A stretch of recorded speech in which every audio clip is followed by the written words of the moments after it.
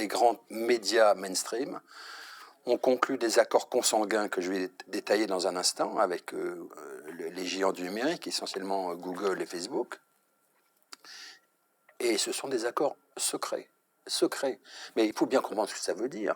C'est la presse dont la fonction est de faire le jour sur la vie publique, sur la vie des affaires, les intérêts défendus par les uns par les autres.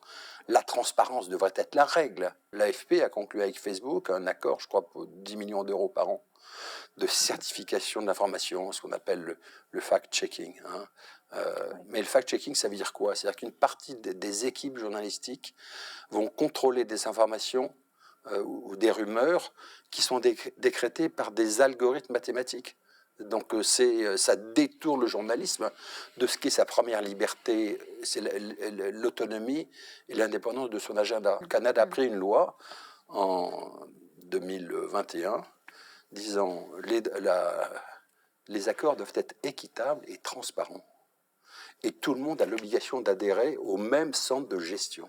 Et du coup, en mesure de rétorsion, Facebook a refusé et a coupé tous les liens d'information allant vers le Canada. Donc il y a eu une guerre, une bataille, parce que Facebook n'a pas voulu laisser faire. Quand Hollande arrive en fonction, à l'époque, il y a un nouvel appel d'offres pour les droits du foot, les droits télé du foot. Or, c'est toute l'économie de Canal qui, à l'époque, se jouait. Maintenant, c'est moins vrai, c'est pas son modèle. Mais à l'époque, perdant, c'est le groupe qatari Bein qui remporte.